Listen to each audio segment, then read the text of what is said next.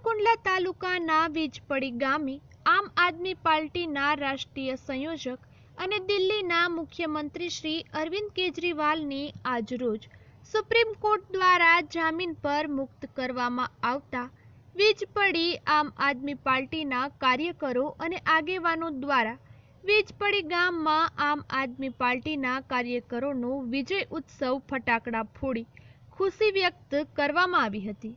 આ કાર્યક્રમમાં આમ આદમી પાર્ટીના અમરેલી જિલ્લાના જોઈન્ટ સેક્રેટરી કિરીટસિંહ ભાટી, મેહુલભાઈ, માહિરભાઈ, જુબેરભાઈ, ખન્નાભાઈ, રાજુભાઈ, બાબુભાઈ, તૈયબભાઈ, અબ્દુલભાઈ, ઇબ્રાહીમભાઈ, રફીકભાઈ, કેતનભાઈ, કાંતિભાઈ, અરવિંદભાઈ, ચિમનભાઈ, મહેશભાઈ, રાજુભાઈ, નીતેશભાઈ, કમલેશભાઈ, દીપુભાઈ તેમજ બહોળી સંખ્યામાં આમ આદમી પાર્ટીના કાર્યકરો અરવિંદ કેજરીવાલની માનનીય કોર્ટ જામીન પર છોડ્યા તે બદલ ફટાકડા ફોડીને વિજય ઉત્સવ મનાવ્યો હતો।